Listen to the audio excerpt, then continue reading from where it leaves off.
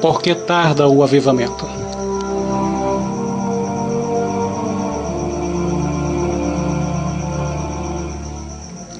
Harnack definiu o cristianismo como algo muito simples e muito sublime.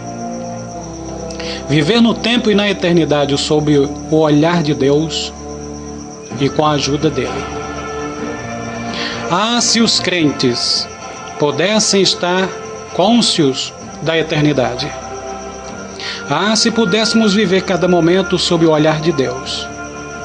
Se pudéssemos viver tendo sempre em mente o juízo final. E vender tudo o que vendemos tendo em mente o juízo final. E fazer todas as nossas orações, dar o dízimo de tudo que possuímos, tendo em mente o juízo final. E se nós, pregadores, preparássemos nossas mensagens com um olho voltado para a humanidade perdida e outro para o trono do juízo final, então experimentaríamos um avivamento operado pelo Espírito Santo que abalaria esta terra e que em pouco tempo salvaria milhões e milhões de vidas preciosas. A baixa moralidade prevalente hoje em dia, bem como as tentativas de diversas seitas e cultos de dominar o mundo, deveriam deixar-nos alarmados. Alguém já disse com muita razão que existem apenas 3 tipos de pessoas no mundo hoje: os que têm medo e os que não conhecem a realidade o suficiente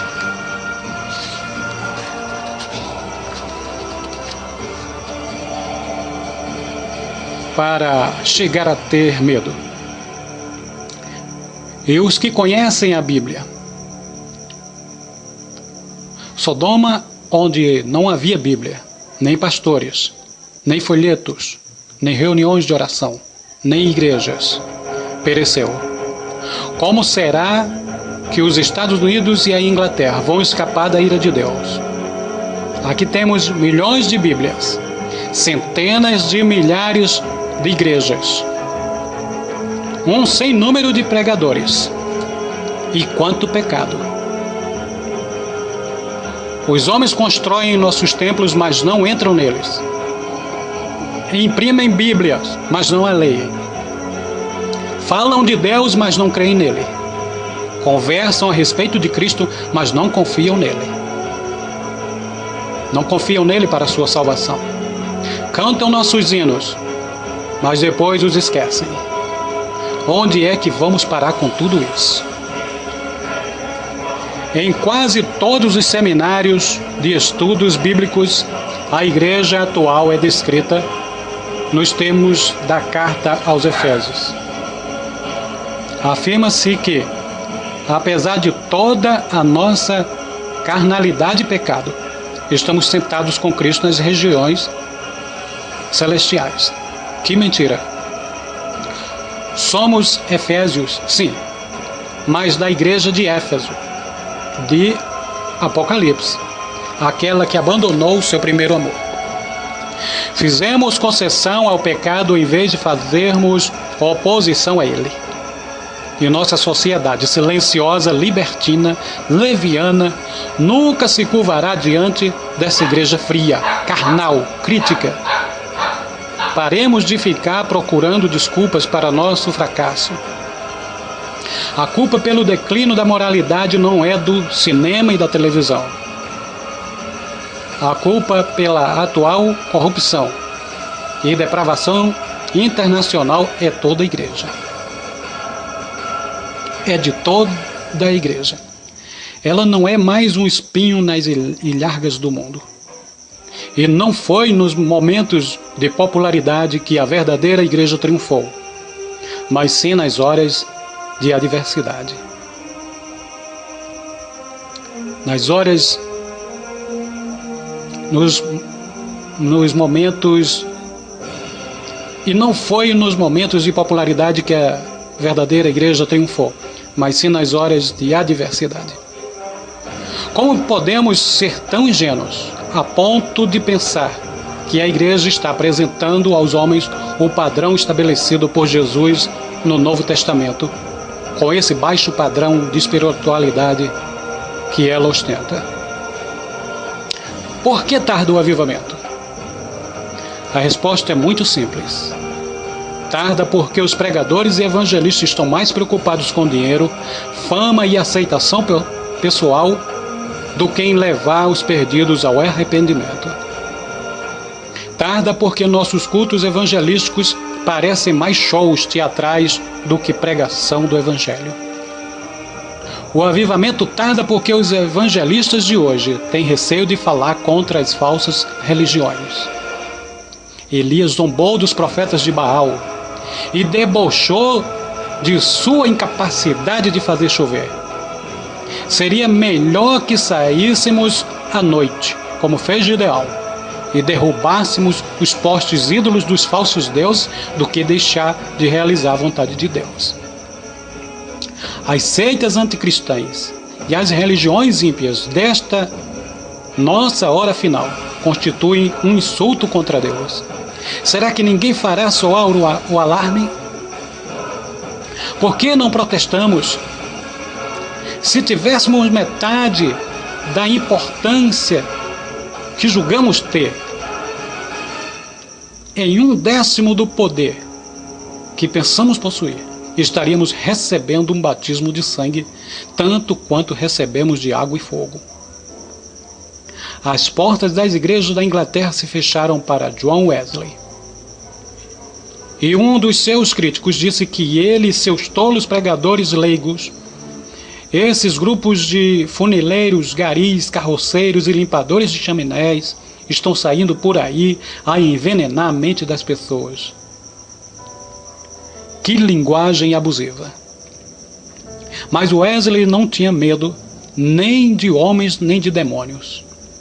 E se Wilderfield era ridicularizado nas peças de teatro da Inglaterra da maneira mais vergonhosa possível, e se os cristãos do Novo Testamento foram apedrejados e sofreram todo tipo de ignomínia, por que será que nós, hoje em dia, não provocamos mais a ira do inferno, já que o pecado e os pecadores continuam sempre os mesmos? Por que será que somos tão gelados e enfadonhos? É bem verdade que pode haver muito tumulto sem avivamento. Mas à luz do ensino bíblico e da história da igreja, não podemos ter avivamento sem tumulto.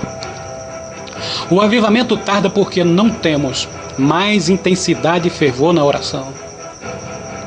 Há algum tempo, um famoso pregador, ao iniciar uma série de conferências, fez a seguinte declaração: "Vem para esta série de conferências com grande desejo de orar.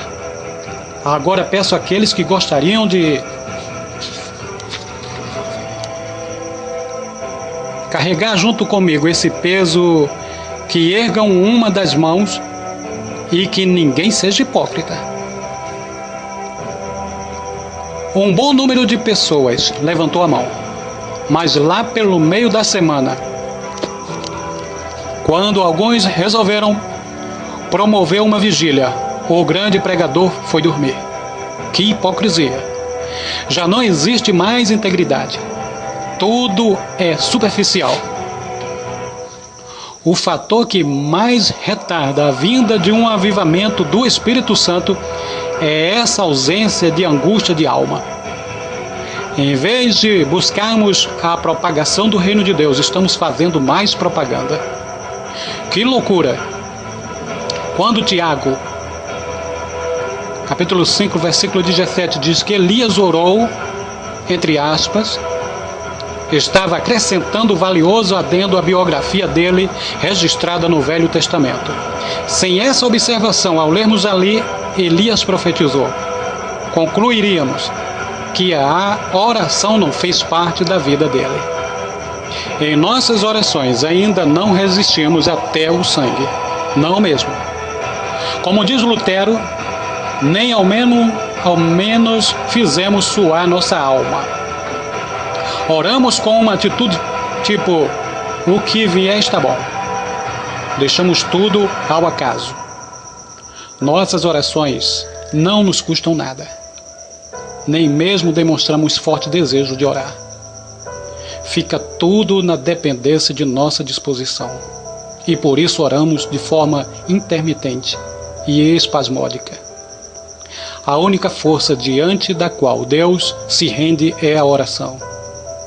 Escrevemos muito sobre o poder da oração, mas ao orar não temos aquele espírito de luta. Nós fazemos tudo, exibimos nossos dons espirituais ou naturais, expomos nossas opiniões políticas ou religiosas, pregamos sermões ou escrevemos livros para corrigir desvios doutrinários, mas quem quer orar e atacar as fortalezas do inferno? Quem irá resistir ao diabo? Quem quer privar-se de alimento, descanso e lazer, para que os infernos o vejam lutando, envergonhando os demônios, libertando os cativos, esvaziando o inferno e sofrendo as dores de parto, para deixar atrás de si uma fileira de pessoas lavadas pelo sangue de Cristo? Em último lugar, o avivamento tarda, porque roubamos a glória que pertence a Deus. Reflitamos um pouco sobre essas palavras de Jesus.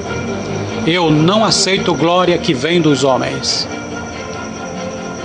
Como podeis crer, vós, os que aceitais glórias uns dos outros, e contudo não procurais a glória que vem do Deus único? João 5, versículo 41, 44. Chega de toda essa autopromoção nos púlpitos. Chega de tanto exaltar meu programa de rádio, minha igreja, meus livros.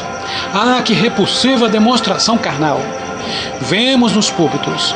Hoje temos o grande privilégio. E os pregadores aceitam isso. Não, eles já o esperam. E se esquecem de que só estão ali pela graça de Deus. E a verdade é que quando ouvimos tais homens pregar, notamos que nunca ficaríamos sabendo que eram tão importantes se não tivessem sido apresentados como tal.